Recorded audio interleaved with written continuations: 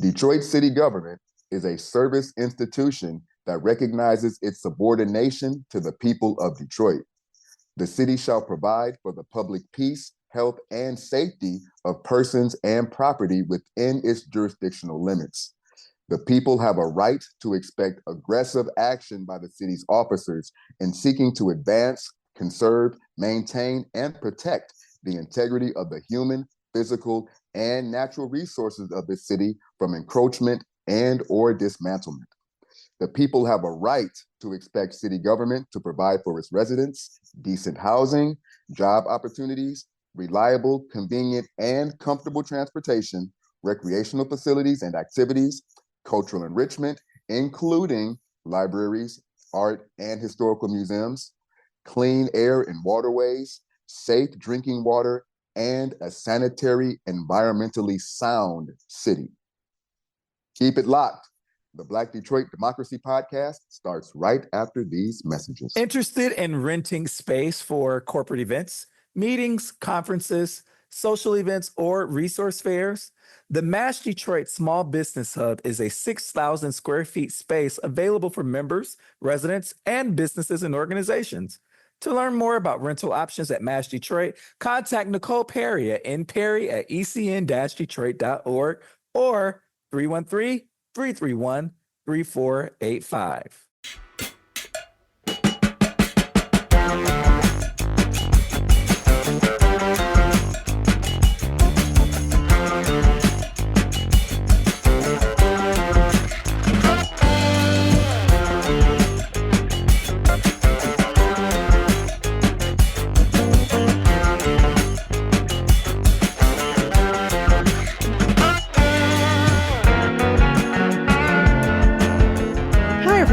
Welcome to the Black Detroit Democracy Podcast. I'm Donna Givens-Davidson, President and CEO of the Eastside Community Network.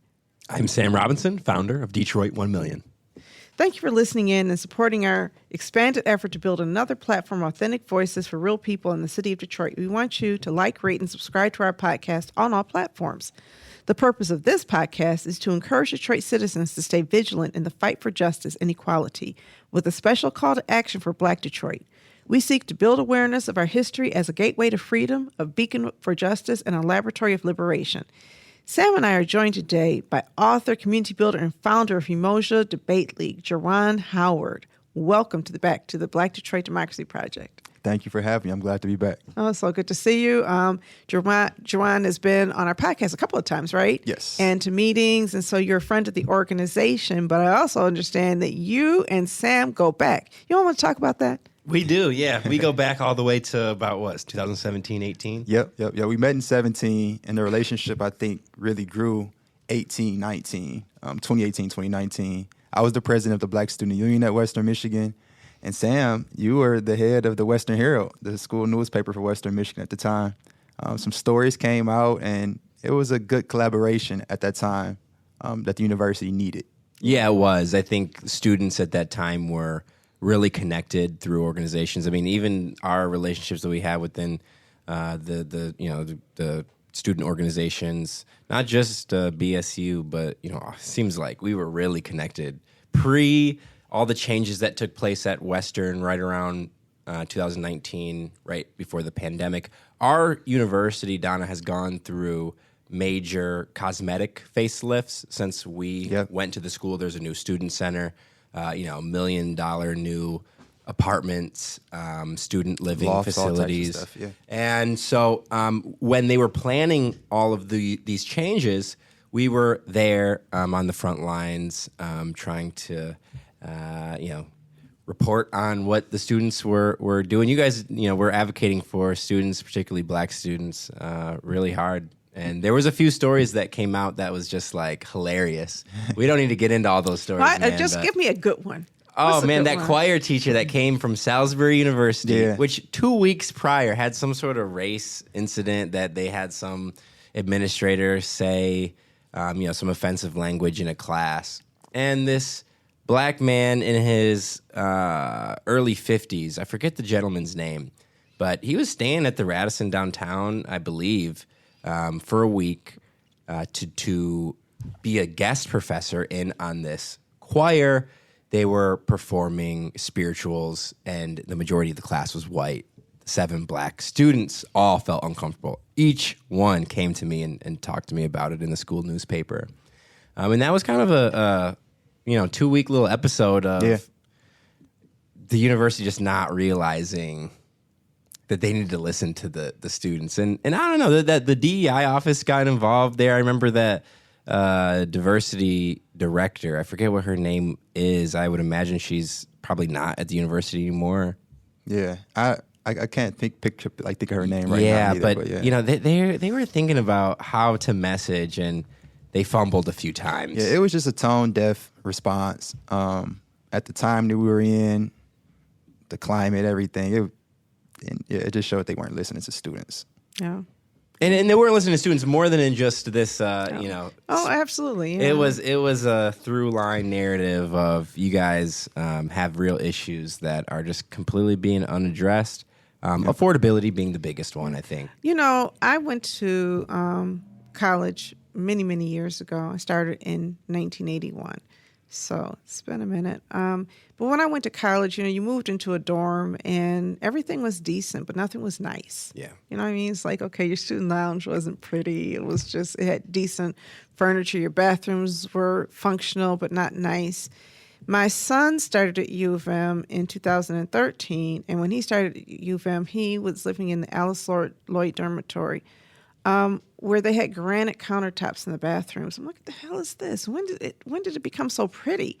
And so on the one hand, it's like, wow, I wish I'd gone to a university that looked like this. But on the other hand, the cost between when I attended university and when he attended a university was so much greater.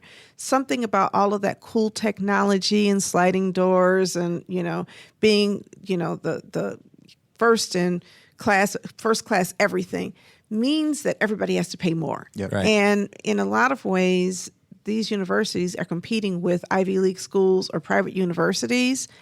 And that competition squeezes out access for Black kids and low-income children. Did you observe that? That's what we Absolutely. saw, yeah. That's exactly what we saw. One of our major points with BSU was retaining the retention rates of Black students at Western. Students would come in 1 year, and they would be gone the second year, and the main thing was affordability. It was just too expensive. And I would go even a step further with all the upgrades we've seen to campus.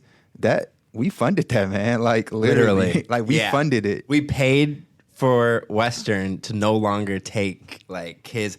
Like I went to Western, not Michigan State, because of affordability. Now it's I would, if I was going to college now out of high school, I would just go to Michigan State. Yep. Yeah, that's the challenge, is that it's done on the back of students. And, there was something about struggle bus a little bit. Now young people are not, or the idea that young people should go to college and live as if they are still at home and they're living in the same level of luxury now.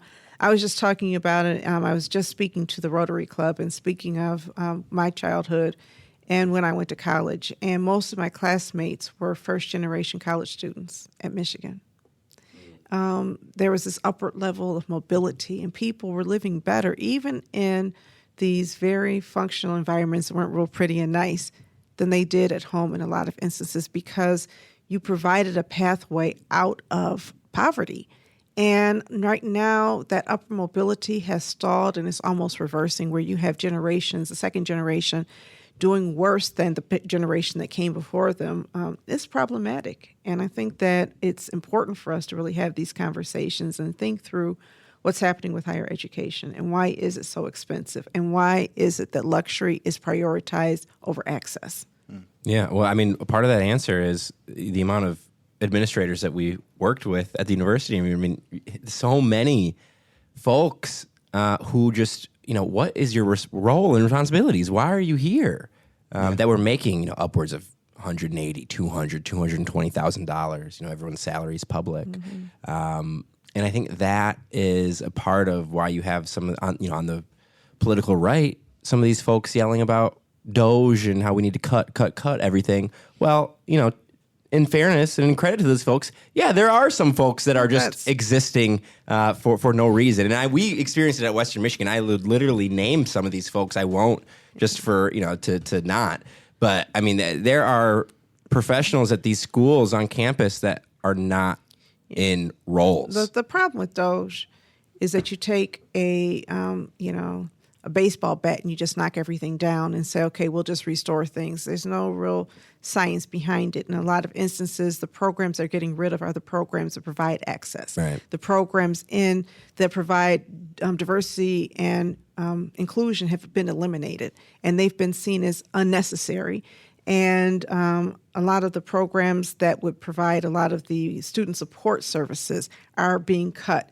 A lot of the research programs are being cut. And so I don't want to in any way advocate or look at what's happening with DOGE as being what's necessary. I think it's going to be very dangerous. I agree that there are people making more money than they should. And I also agree that a lot of times bureaucracies become bloated. But by the way, look at the DOGE payroll. It kind of reminds me of emergency management when Kevin Orr came to Detroit and he said, people are making too much money. And then he was making, something like $500 an hour, and we were paying for his apartment, and he was hiring contractors without bids and just cutting things unnecessarily without really thinking through what are the long-term implications of that. Remember, James Craig made $80,000 more than the previous police chief. I mean, just continuous, spending in ways that don't make any sense. But as you speak, since this is the Black Detroit Democracy Project, I want to translate some of this conversation to Detroit. Look at the planning department for the city of Detroit. How many employees are now employed in the planning department, and how much are they making? It's almost as though the planning department is so bloated. They actually have had to add floors to house all of the new staff. I would love to look at the payroll for the Duggan administration and compare that to the payroll, not for during emergency management, but for the previous elected administration. I believe we're spending more on a lot of these bureaucratic we positions. Have to be. After emergency management was supposed to be trimming us to the bone. So I think that there is an argument that there should be transparency in how governmental units spend, whether it's a university or a city or a school district, and also there should be standards for how many positions you can just create. Right. As we're looking ahead, I mean, I think about ARPA funding being non-existent anymore. We're not getting any more new federal dollars. How many of those jobs currently within the city, post Duggan, are just going to be done away with because there's not funding for it? And that's not a conversation that is happening a lot with the current administration. They're not going to want to talk about that. But even people are wondering. But this buildup of planning and development is pre-ARPA. Yeah. The buildup is pre-ARPA. So the funds that you're using to hire these people, you could invest in affordable housing. You could invest in some of the other work that's done in the community. Hiring payroll or spending money on payroll instead of on communities is part of the problem. You could, contract with organizations like mine to do some work. There are decisions that are made that we're going to spend a lot of this money internally so that we can be in control of everything that happens in the community, as opposed to sharing power and decision-making with the community. That is the one thing that one of the mayoral candidates, I'm not going to get into who, speaks and really emphasizes partnership with community organizations. And I think that's really what we need to see more of is partnership. And in partnership, that means you don't try to do all things. Yeah. At the university level, if people want to have their children housed in luxury, places, let them rent them out privately. Let the private market do that. Why is the university creating luxury housing? That's a private endeavor. Yeah. But instead, we're competing. You have universities that are competing with private developers on some of that stuff. Because we always knew where the rich kids lived in Ann Arbor. They lived in this really cool tower. And now they just live in dorms. Yeah. You made a really, really good point about the next administration, how I think they should view partnership. It has to be a top priority. Detroiters have already shown that we care about this city, that we want to help this city. We're going to need the next administration to allow us to do that. Like you mentioned, some of those RFPs and stuff like that should go to community organizations. Because what the undertone of it, if they don't, is almost if we don't trust you all to do these things that need to be done, so we're going to hog all of it and we're going to take care of it ourselves internally. Yeah. And I don't think that that's a recipe for success for the next administration. Thank you. And so that actually leads us into our Word on the Street segment, which is where we talk about what's going on and what we're hearing.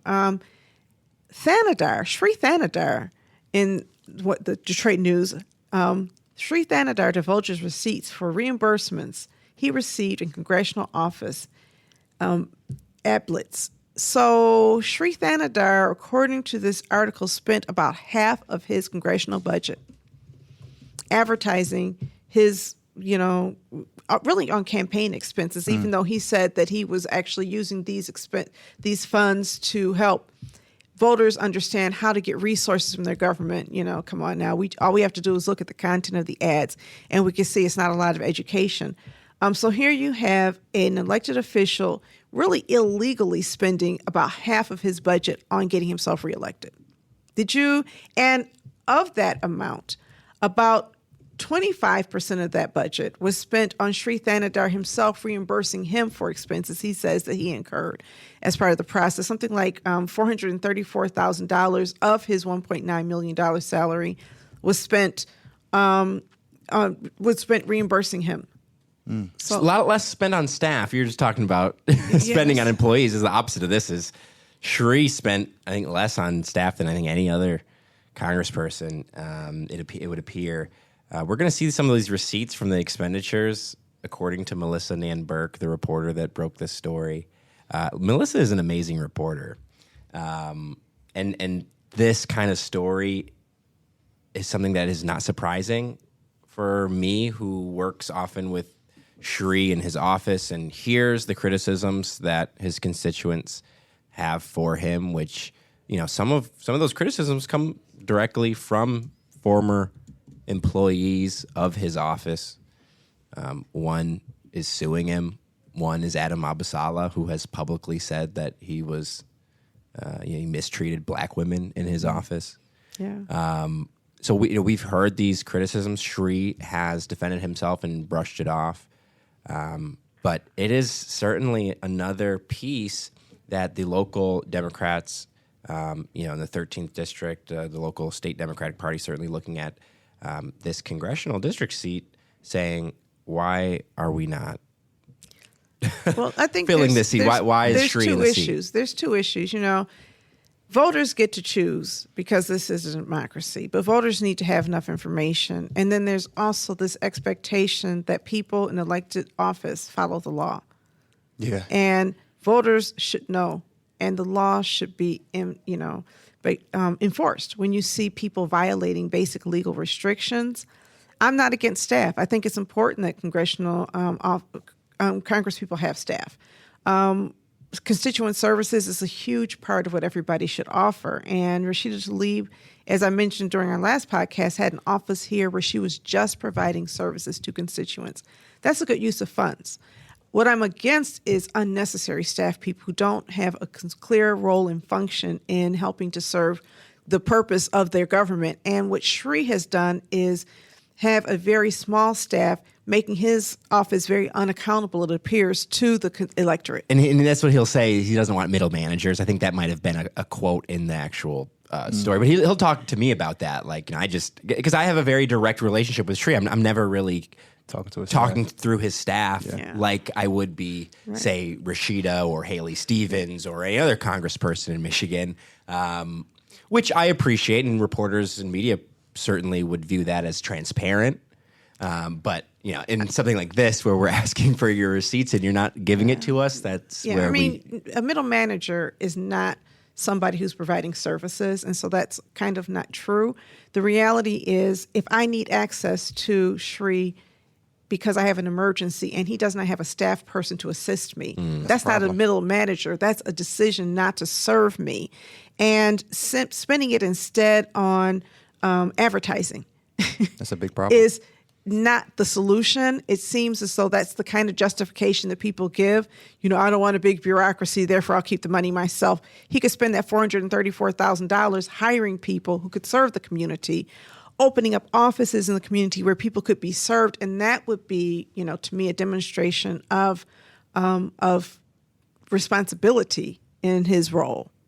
What you were going to say something though? No. I was just agreeing with everything you all already said. Especially that middleman piece you just kind of articulated is super important.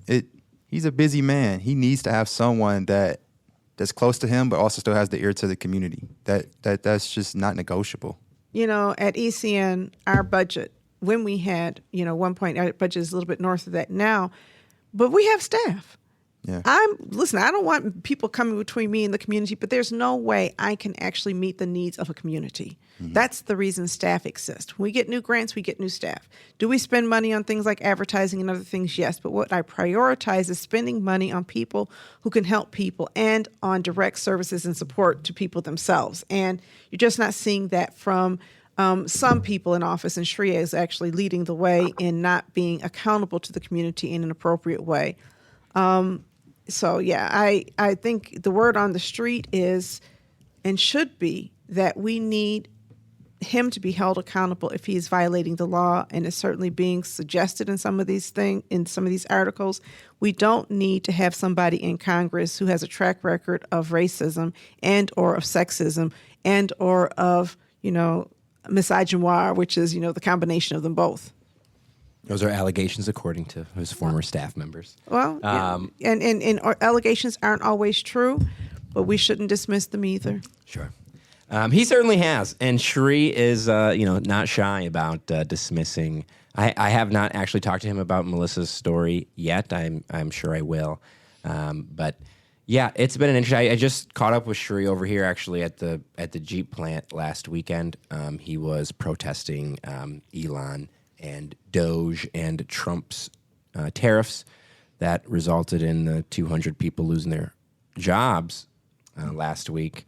And so, he's gonna spend a lot of money again to try to get himself reelected. Well, are we going to see challengers like Donovan McKinney? Are we going to see, Adam Ollier? Shree's a billionaire. Why is he taking taxpayers' money to fund his campaign? Why doesn't he fund his campaign with his billions? You know how billions are. The billions, you could spend money every day.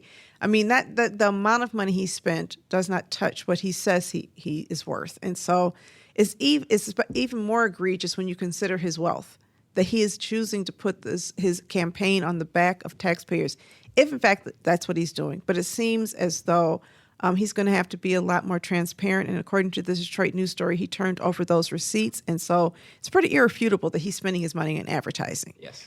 And, which he views as constituent services because he says, when I put those billboards up, that's when I get calls to my office. I understand. That's a very convenient thing to say. It reminds me of, was it Kanye or was it Jay-Z who said my presence is a present? At some point, it's egotistical, it's narcissistic to suggest that a picture of you is helping people. That was Kanye. A billboard, it was Kanye. I thought it was Kanye. A billboard with you on it is actually a service. The service is not seeing your face and remembering who you are and your phone number. The service is actually doing something for people. And we have great examples of people in Congress and people in public office who do work for other people. Even when I disagree with some of their policies, this ain't it. And get what he says, disagree with it. And I think that we need to have standards. And that's one of the reasons why we have this podcast. We can talk about what do we want to see from our elected officials? How do we want them to spend their money? How transparent do they need to be? I was trying to find basic documentation on how many people work in congressional offices. Do you know how hard that is to find? Who's on your staff list? Shouldn't that be something I can easily look up so I can understand it? Right. Your budget should be published. And the fact that it's not speaks to, because we're not asking you for your personal information, we're asking you for your business information. So anyway, we have to submit 990s to the government every year documenting how we spend our money. And it would be nice if our public officials also had to document how they're spending our money. Right. Yeah. So, all right, we're going to take a break now. And when we come back, we're going to talk to Jerjuan, more specifically about his work and get his views on a number of issues related to Detroit democracy.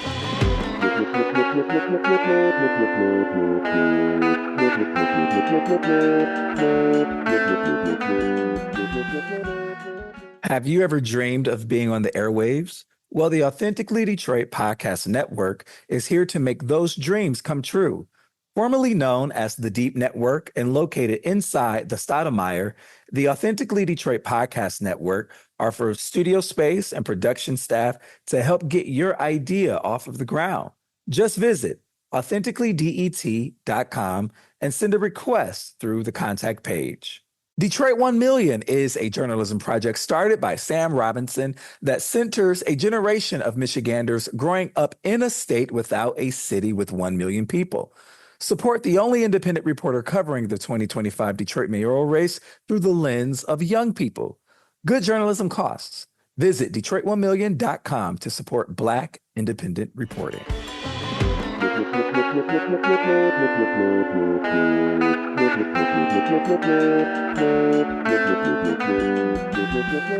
Jerjuan Howard is the founder and executive director of Umoja Debate League and the owner of the soon-to-be Howard Family Bookstore. In addition to that, he is a proud product of Detroit Public Schools. Jerjuan is an author, veteran, and community builder dedicated to uplifting Detroit through education, empowerment, and revitalization. So really excited to have you here, Jerjuan. Can you tell us about your background, where you come from, and how you got into this work? Yeah, I got you. I'm born and raised in the city of Detroit on the west side. I grew up in the Puritan and Schaefer community. The house I grew up in, my great-grandparents bought back in the early 1939 is the year they purchased that home. So very close-knit community. I went to 2 schools my entire life, John R. King for preschool to 8th grade, and then Renaissance for high school. While I was at Renaissance for high school, I wanted to become a lawyer, and we didn't have the money to pay for it, so I joined the Army National Guard to pay for my college to become a lawyer. Did that, went to Western Michigan, studied criminal justice for my undergrad, and the plan was to go right into law school right after undergrad, but the pandemic happened in 2020. As a result of the pandemic happening, I pivoted, and I started my first nonprofit, Umoja Debate Team at the time. And our mission is to use debate as a vehicle to teach Detroit youth how to articulate themselves, be confident as public speakers, be more civically engaged, and then have a tool for conflict resolution. Once you know how to debate and argue, you no longer want to fight and do other things to resolve conflict. That kind of steered me down the path of, okay, youth development is important, but they go home to communities. And that's where the birth of Umoja Village came about. We purchased some blighted land in my childhood neighborhood, 6 blocks away from my childhood home, and we transformed it. We had liquor bottles and trash, illegal dumping was taking place. That same exact space now is a place where we grow vegetables, where kids play. There is a bunch of art surrounding it. So that's Umoja Village. And then last year, 1 block away from that, I purchased a commercial building, which will be home to the Howard Family Bookstore, hopefully opening up in a couple of months, but we'll see about that. I'm really excited about the bookstore piece. You know, we lost bookstores in our community. Yep. When I was a young adult, my favorite activity was just going to the bookstore and losing myself in books. I love reading. Was that a bibliophile? Is that the word for it? Mm-hmm. I have many, many books, and now I have, Kindle, so they're not all cluttering my house. But, reading is so important. It is. Reading is fundamental, not only to getting a job, but actually gives you the power to learn and to access information differently. Yep. I'll even go a step further. Reading allows you to dream. It literally takes you out of whatever reality you're currently in and goes somewhere else. And I think that's important. That's really important for the young people in our community to be able to do that, and the adults as well. Yeah, I think, when I think about my own work, the only way I am doing it is my love for writing and reading. Yeah. I say writing first, but it's certainly reading that comes first. Don't listen to what they say out there, guys, about kids not wanting to read, ChatGPT and everything. We know that people are lazy and they're gonna, not want to do things. But when I talk to teachers, it's not just our literacy rates, our 3rd grade reading rates. Mm-hmm. That you'll hear that all about the doom and gloom when it comes to kids, getting them interested in participating in literacy. The World Literacy Summit is going on right now in the UK at Oxford University. One of the gubernatorial candidates is there, Chris Swanson. He's the Genesee County Sheriff. And he was talking to a singer, Jelly Roll. He's a country artist. I know Jelly Roll. Yeah. He did a song with Eminem. He was here for the Michigan Central opening, actually. They were talking about incarceration and just how books, physical books, the joy of for people who are incarcerated of getting books.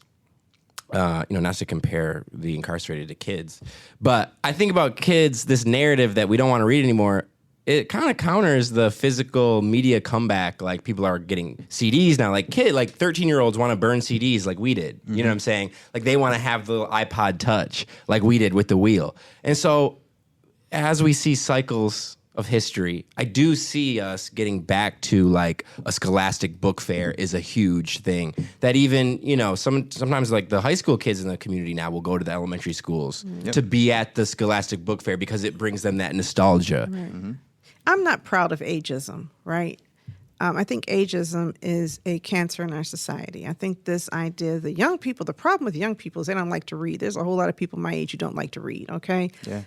My nickname was Reader when I was a little kid. I always loved reading. And I read a lot. I've read a lot. I get interested in a topic and I do a deep dive in that topic so I can learn all about it. And so I have a lot of, information that has really helped me not only personally but also professionally. It's the reason why I'm able to teach at an Ivy League university. It's the reason why I'm able to lead and grow some of our work, because I know things, because I read them. But, two things. Number one, literacy is one of the most abused kinds of concepts that there is. This idea that 60% of Detroiters or some large percentage of Detroiters are not literate. And there's absolutely no evidence of that. It's just a number somebody came up with and threw at people. Yeah, you'll hear the Republican candidates all use that data and they're just completely misconstruing what it means. And literacy, how do you determine if somebody knows how to read? Not based on what they're reading, but reading is determined by you read this book or this article or whatever, this passage of information, and you answer questions about the meaning of that as I expect you to answer those questions. How do people make meaning of things based on their life experiences, their biases, their perspectives? We can look at a couple of things and see it very differently. For example, during the war on Iraq, and you guys were babies when this happened, right? But during this war, people said there was yellow cake uranium in Iraq, and black people were like, I don't believe that. Okay, we were the only ones who never believed that there was this buildup of weapons of mass destruction. Now, it's not because we could read better than the people who believed it. It's because we interpret the world differently based on our position in the world. A lot of us were like, if we thought there were weapons of mass destruction, we would not go in there gangbusters. Obviously, we're not afraid. So this is how the black community perceived it based on our lived experiences. There are many things that we just see differently. And so to put on the back of school children, because I used to manage charter schools and I did tutoring of young people where they would read something and we'd have to interpret it. And so I said, let me take some of these tests. And I was getting answers wrong. And let's be very clear, I can read. But I was getting answers wrong simply because I did not know how to explain things according to what the test makers had come up with. This is not science. Testing is not science. It's an art, and it is a racially biased and culturally biased art form. And let's be honest, when that data, which again has problematic methodology, there is no methodology. Right. It's being deployed in a racist way against black kids. Always. The percentage of people who can't read, there is no data behind that. No. It's literally a number somebody threw out. And when people tried to say, where do we get that data? It was never confirmed. Nobody has ever gone to people and said, can you read? So there's that problem. In terms of school data, we know that testing is racially biased. It's always been known that testing is racially biased, and it was never supposed to be used for that purpose. IQ tests are racially biased and culturally biased. And so when you understand that, then you stop giving power to those tests. Another thing that's said, that prison cells are built based on third grade reading scores. It really pisses me off when I see that. That if you can't read by third grade, somebody's creating a prison cell for you. Mass incarceration is not a logical, fair, or rational behavior. Mass incarceration exists for other reasons. And to add logic to it, well, the reason we're incarcerating people is because they can't read at third grade, is beyond offensive. When I was a child, people did not get incarcerated for many of the things that people get locked up for right now. Mass incarceration really started in the 1960s, but it continued through the 1970s. It peaked in the 1980s, 1990s based on more junk science, that we had this growth of super predators in the community, these people who don't care about other people and don't have the capacity to love. As we talk about data, we should throw all of that out and determine for ourselves, what do these things mean? Racism is always supported by data. The data that used to be used about the brain size of black versus white people is never true, but You see how that race science is coming back a little bit? Like on kind of mainstream political internet forums and chats, this race science, certainly Elon and others, Elon from South Africa. Yes. I mean, it's what they call the alt-right. So when Trump won the first time. They're called groypers now. Right. When Trump won the first time, the alt-right was the thing. And so I did a deep dive into alt-right. And when Trump said around DEI, it's just common sense that anti-DEI is common sense, that somehow it's common sense to know that black people or women or, disabled people are causing problems in our society. That is a belief system of white supremacy, that racial hierarchy is common sense, and that fighting racial hierarchy is an assault on common sense, that we should understand there's a lot of evidence that white people are superior to black and other people of color. That is a racist ideology, and you're right. It has become mainstream, and when they say things like common sense, a lot of people said, what's the evidence the plane crashing had to do with DEI? And Trump said, it's common sense. People thought it made no sense. His response made no sense, but it's actually a dog whistle to people who think like him. When he says common sense, watch how often one of those people says common sense. They're really referring to a philosophy of white supremacy, white male supremacy at that. Anyway, so you have the bookstore, you have the debate league, you're doing this great work, and we've been in conversations also about democracy and how to improve the political standing of people in our community. Do you have any specific thoughts and concerns about how to do that in the city of Detroit? Yeah, so a couple different things that I do all at once, but Umoja Debate League is much more than just a debate league for Detroit youth. That's a part of it. But really it's an education component to how our local government functions. And through that education, say you take a 7th or 8th grader who understands what the roles, by the charter, what the role of a mayor is, a city council person is, the roles and responsibilities, they make different decisions when they come of age, when it's time to vote, or when it's time to advocate for something for their community. So there's a big education component that I believe our philosophy should be very first and foremost. Once we know what the roles and responsibilities are, we should then have our own goals, if you will, a 1-year goal, a 5-year goal, a 10-year goal as a community. And then we know how to use those positions as vehicles to some extent to get us to where we think we should go without even the position's input first and foremost. Here's what our goals are. I know that city contracts are signed off by city council. This is how this works. Or I know the mayor appoints department heads. This is how this goes. It's an education piece that I try to approach it with first. And then there are some other steps. But I start with the youth.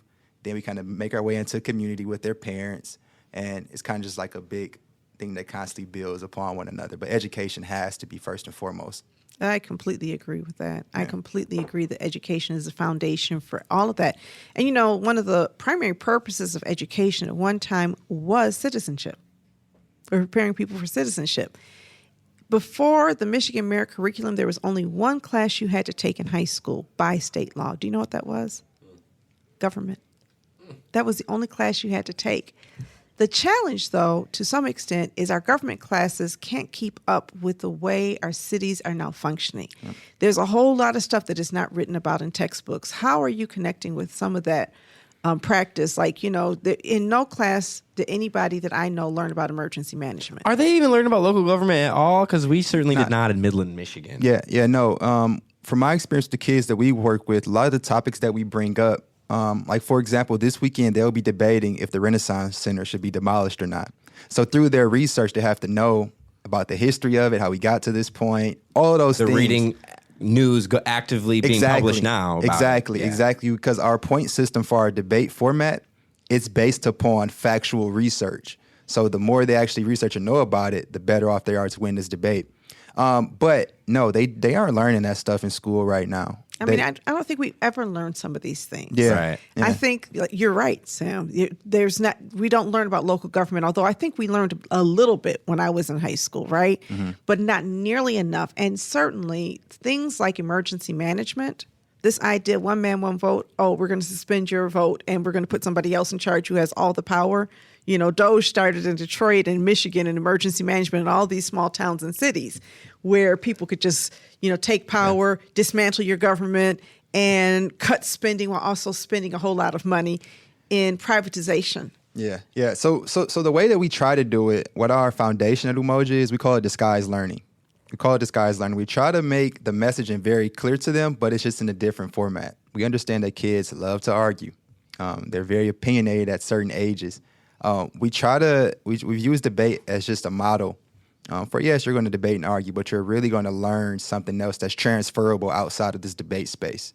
Once you walk off the stage, you still have an understanding of these things that you used to win this debate that you just had. Yeah, that's amazing. I mean, I'm really excited that you have disguised learning.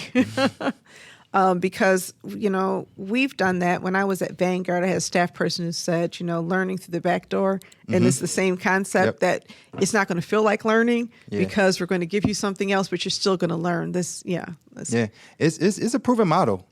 We do it in so many other areas. In sports, for example, it is a form of disguised learning. Yeah, you're trying to win the game, but you're learning team camaraderie, you're learning responsibility, you're learning accountability to something bigger than yourself. Those are all like the trickle in life lessons. Ideally. Yeah. Ideally, that is what you're learning. Yeah. You think that, a lot of sports teams, you're learning to, be obedient. You're learning to not I've question seen that at authority. Western Michigan football, man. I've seen the bad lessons Yes, they can learn. You're learning how to be backstabbing and all of those things. Yeah. But in an ideal situation, because if we articulated those things that the disguise, the learning behind those disguises, maybe we'd be doing a better job of ensuring that we were actually teaching those things in sports teams. It got to be more intentional. When we mapped out Umoja from the very foundation of it, we wanted to teach these very specific or instill these certain specific things, and then we kind of got fun with it and creative. That's awesome. I really. How many young people are you working with? So right now we're inside of 23 schools. We have 275 23 kids that are currently in our debate program. That's amazing. Yeah, it is like humble beginnings. Like this literally started off In the classroom, he was there. one group, and it has proliferated. Easy to hear why, I guess. I mean, it's just an excellent idea. Thank you. Something that's really, really needed, man. Like if we could have this going on in every city in the state, that would be great. Right. If we could have it in every part of the city, because I really want to figure out how to work with you. I mean, it's something that I feel so strongly about, that youth are change agents. Yep. Not middle-aged people, and certainly not old people. Old people and middle-aged people have, in most instances, learned to be more careful, learned not to shake the cart, apple cart. We've been punished, and we have, learned how to say things. And so, we have a tendency to tell young people, oh, that's not realistic. Well, the world's not a fair place. Don't expect fairness. And all of these things that we say, that we have internalized our powerlessness. Mm-hmm. But young people have not. Yeah, they're not jaded. They have no idea of how things are or used to be. So that is a fresh start, which is so important for innovative ideas. I'll say this too. With Umoja, we let the students choose one of the topics. So it's like an Excel sheet. They submit their debates that they want to debate on, and we go in and we choose one or two, and we let them debate on and these aren't little small LeBron versus Jordan ideas. They're talking about political stuff when we give them a chance to choose what they want to talk about. So that shows something. So do you have staff, or do you spend all of your money on advertising? No, we have a staff. So we have 6 folks that are pretty much full-time executive staff. And then at every single one of those sites, 23 part-time coaches. So 29, 30 of us total make up this team that runs all of this. And based on our past conversations, I think most of the people on your team are actually young themselves. Absolutely, yeah. For the executive staff, I'm 27 as the ED. Our operations manager is 28. He's the oldest one on the team. Oh. Yeah, he's the oldest one on the team. Our admin manager, she's 26. We have someone that's 23, another 26-year-old, another 27-year-old, yeah. That's amazing. Yeah. And it goes to show, too, again, these innovative ideas. I mean, I don't know. I wouldn't even call Umoja super duper innovative in itself. It is. I think so. It is, but you know, be humble. Go on. Thank you. But with that, it just goes to show, like, this is important to retain young talent in the city of Detroit. We got to let people lead. We got to, as long as they show that they're prepared to do so. And Umoja has been an example of that. Can I tell you about something funny I did years ago? I was at Youth Development Commission, and I had this idea of a session where we bring all these young people together. And the saying was, adults can be seen but not heard. And so we had to sit in the room and listen to young people discuss things, right? It was one of the worst experiences of my life because we had not prepared the young people to have these conversations, and they were nonsensical. Someone said, what's gentrification? And somebody says, it's when people make neighborhoods go down. And I'm sitting there like, I can't speak, I need to speak. And there's just stuff like that. Like, we have to treat young people's minds as if they are muscles, going back to the sports analogy. We have to exercise them. We have to build their power. We cannot just assume you're young, therefore you can speak on behalf of the community. We have to invest in their strength so they can have that conversation. And it was disappointing to me because in the past, I ran a nonprofit and we did have young people who were ready to debate anybody, right? I was talking to one of my colleagues, Alea Harvey Quinn, over the weekend. Alea, do you know Alea? She was the program coordinator for the young people. And she and Lottie Spady, I mean, they were just having these dynamic conversations with the young people all of the time. And so I made the assumption we could just do this with young people that we did not work with. And I realized that the importance of exactly what you're doing. Part of it is also building their confidence that they can speak on these subjects, isn't it? Absolutely. That's the pillar. Confidence, to be able to speak and advocate for yourself and for others. This is something, again, that translates to other areas of life. Once you're confident enough to stand up at a podium and express and articulate ideas that you really believe in, that you've studied weeks for, that translates. You don't have a problem, raise your hand. We have a problem that you don't understand in math class. That's you're confident enough to do that. You don't have a problem with talking to somebody about an issue that's affecting you and your community. So again, with the whole disguised learning piece, I want these skills to be transferable. I don't want them just to be good debaters, but critical thinkers, confident, the ability to articulate themselves, have conflict resolution. All of these things, that is the real goal of this debate league. That's amazing. And to innovate, I would imagine. And to innovate. I want them to be able to dream and know that they can do it. I happen to believe that you got this vision somewhere, that somebody was doing that for you in your home. Yeah. So it's a combination of things of how this came about. I took a debate class at Renaissance. Miss Pamela Norris, my 10th grade year. It changed my life. I'm still pretty chill and laid back. If you all ever see me, Absolutely. I'm chill. And I've always been like that. I was really, really chill in high school, almost like too cool. My grades were good, but debate changed all of that. It kind of gave me the fire to be able to articulate myself more and have an opinion, a strong opinion on things. So Miss Pamela Norris planted the seed initially. And then the love for my people and everything else, that kind of has been just ingrained into me from my family and my community, my school I went to. And then in college, I took it a step further. Again, I always cared about my people, but I never really took an active role in advocating or, taking a stand. And I met Khalil Mazi at Western Michigan. He was the president before I was. And he kind of lit another fire under me, kind of had me reading some things and had me feeling convicted. I have to do more. And so all those things, again, personal experience.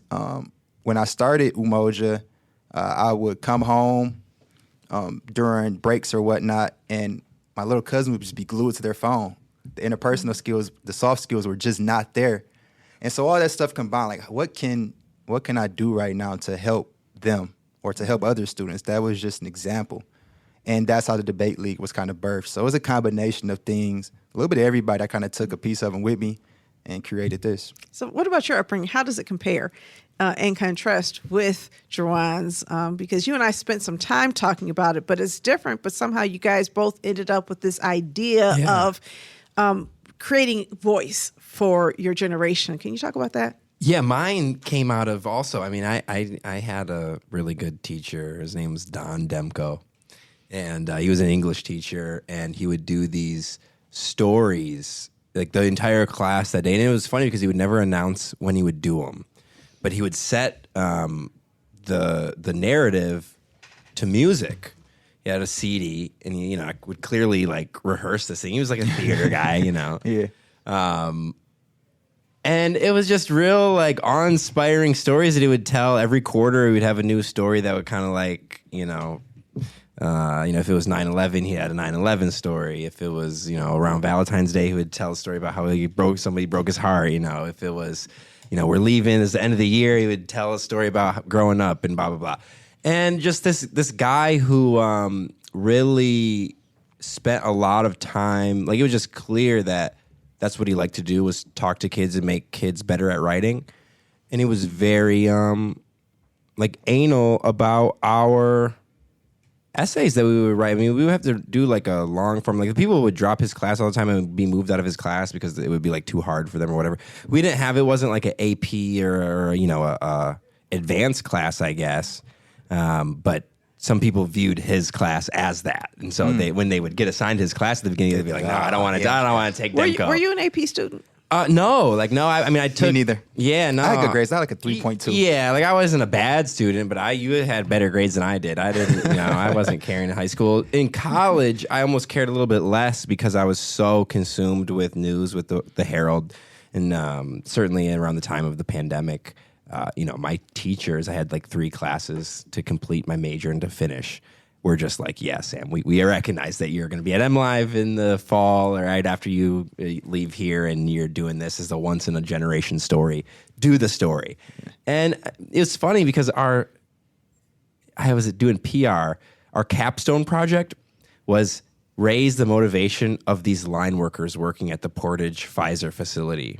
What happened at that Portage Pfizer facility like 2 months after we were assigned to this weird capstone project, which the communications director of Pfizer came down here. I was like, what about paying the employees more? 2 months later, the pandemic happened, and they probably got no better motivational boost than they would ever. And I just think about that, like, man, how weird is it that Western Michigan, like, you remember the news, that was the first, those vials of the vaccine that was where they came from. Yeah, was Portage, Michigan was the first manufacturing site for the COVID vaccine. But how I got into being confident and having a voice is certainly in high school as well. Like I was, always interested, but didn't know quite what I wanted to do. I probably thought I was going to be in sports, was in sports in college, to know that the values of those folks just didn't align with my own. Western Michigan football. And I know you played football. I didn't play football. I was media relations and video. Okay. Okay, I played football in high school, but barely. I was not good either. Man, they stuck me back there. I was like a little fullback and a DB. Okay, gotcha. Yeah, you know what I'm saying. I wanted to say this though. It's really interesting in your story, and it kind of mirrors with mine. Someone had a high expectation, like a teacher that I didn't even have of myself. Exactly. They had a high expectation. They expected you to do great things, and you met them there.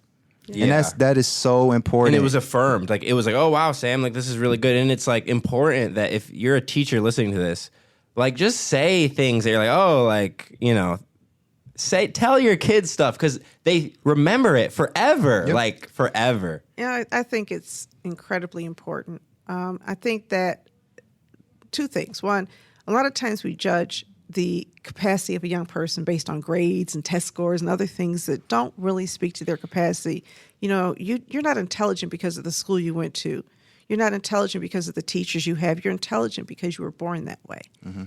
The question is, are people helping to nurture and cultivate your gifts so that you can actually express them in ways that help are beneficial to you and the community that you serve. Yep. And it seems that what you're doing is you're helping to hone these skills. Do you have like grade point average minimums for people to come into your debate league? No, so we don't have any minimums. We take any type of student. Yeah. Students that might be straight A, students that want to become lawyers, students that might be struggling with reading in some cases. We take them all, right? We want to expose them all to this program, and it's free. It's completely free. And so when you take the students who are struggling to read and some of the struggling students, do you see growth in their capacity? Absolutely. And so since our program is the practice for these schools is twice a week after school, we see some improvements in their reading levels, yes, but not as much as we see in their confidence to actually want to do better. And that's the key for us because, again, we don't have them for 8 hours Monday through Friday to really hone in on the syllable, sounding out words, things like that. But their confidence, we do see an instant increase in that. And we do a pre-survey and a post-survey of the program. How confident are you to read in front of a class 1 through 10? How confident are you to speak in front of a class? We see the improvements in that too. Yeah, which is really important. My father used to say, I always give him credit for this. I don't give him credit for many things, but I'm going to give him credit for this. He used to say that the most important thing a school can do is teach you how to learn. Yep. Not teach you the information, but if you learn how to learn, you can be whoever you want to be. If you can learn the study skills, if you can learn all of those things, and I'm thinking that that's a part of what you're doing. And the other piece of what you're doing is building the confidence to learn, that I can do this, I can accomplish this. How many of our young people only hear what they can't do? Absolutely. And all of this is important in a city like Detroit because we've got to be able to remake this city into a place of justice and sharing and equity somehow. And we're not going to do it if we keep on thinking we need to import kids from other places in order to raise levels. We have the capacity to help our young people become more effective citizens and really grow in their space. And Absolutely. I'm really excited about your work and really excited about the possibility of partnering with you in some way because everything you're doing aligns with what we're doing philosophically. And of course, also you, Sam, coming here, maybe assisting our young people with a journalism workshop. Like, how can we continue to use our gifts to pour into people who, like you, have a lot of capacity and don't have necessarily the drive at any given time or even the access at any given time to really be all they can be. Yeah. So I'm excited by that. I'm happy. Let's figure out a way to make that happen. Yeah. Sam, any thoughts about how we can connect in the future and what this means for this year's election? Yeah, well, I think one of the things that you're going to start hearing are kids being aware that there is a citywide election. Obviously, the folks that we're talking about aren't voters, but that doesn't mean they aren't participating in the conversations that they're hearing in their kitchen, at the dinner table, wherever they are. At night, whether see Roop Raj talk about it on Fox 2 on the television, local news, or even if they're interacting with Instagram and seeing the headlines appear there. I personally am interested in the idea of getting that demographic, the 18 to 30-year-olds that are voting in the citywide election, because that number is very small. It is. And I wonder how to increase it. I mean, I certainly am actively trying to do that, asking my friends, hey, did you vote in the last election? Do you know that there's a citywide election? You live in Detroit. New residents that maybe have never voted, maybe don't know the candidates or know the issues or know anything about it, but are interested. The most important aspect to participation is hope. If you don't think your vote matters, you don't vote. Right. If you don't think people care about you, you don't vote. If you don't see issues that resonate with you, you don't vote. Mm-hmm. People sometimes run on things that will not have any impact on the lived experience of people who live in our neighborhoods, and then we expect them to vote. So true. So part of our job is to let people know the power they have. And again, through the Debate League, hopefully through some other things that we're going to do to really express to people things don't have to be this way. It's almost as though a lot of people believe things are this way because they have to be this way. Mm-hmm. And going back to dreaming, can you dream a different kind of future? Mm-hmm. And that's the reading part, right? I love that in so many ways, because if you can't imagine being free, if you can't imagine being well off, if you cannot imagine having your needs met, then voting seems like it's for other people. Yep. And we've got to bring it home. And so I think through education, through exposure, all of those things, we can make a difference. Yeah. The political system has to be made digestible for the 18 to 30-year-old that you're mentioning. It's not digestible right now. Folks don't know how it relates to their everyday lives, but it does, and it does very deeply. We have to articulate that better. So I keep saying the education piece, but that's how I'm doing it with my peers. When city council votes on certain resolutions, the animal keeping ordinance, what does that mean for the people over here off Puritan and Schaefer? Right. That means something for your community, and they just voted on that. Or what does the restaurant grading ordinance mean for us in our local Coney Islands that might be filthy? What does that mean? We don't know now. So just making it digestible, and how you said, making it relevant to their everyday lives through education. And then just point blank, this is a blank canvas. Here's what the political system can do for us. Let's talk. Let's get creative. We're creative in every other area. Why not be creative when it comes to policy and how we can govern? We can be governed, I guess. Yeah, we can be governed. But, the reason that we opened this show with the reading of the first article from the City Charter's Bill of Rights is so that people can understand the rights that have been inscribed in our city government official documents. People have rights they don't even know they have. They have the right to expect government to do many things. And the other thing is it points out that our government is subordinate to the people here. In this nation that's supposed to be of laws and not men, our government exists by the people, for the people, and of the people, and not of the elites. Mm-hmm. Now, it's usually functioning by the elites, of the elites, and for the elites, but we can make it of the people, by the people, and for the people if we simply work harder to get the people engaged. Mm-hmm. Super important work that you're doing, working to get the youth engaged. And, of course, Sam, as I always point out, has, through Substack, he has, Detroit 1 Million has helped popularize information that would otherwise not be available. Yep. And ask questions that people have, but they aren't answered. And that's the point of this podcast as well. Yeah. Well, I appreciate you, Donna. Yeah. Thank you for coming here today, Jerjuan. And, man, we're going to have a lot more conversations over the years because I don't plan on leaving. Oh, yeah, I'm here. I don't think I'm here. either. I'm here in Detroit. I'm here to stay.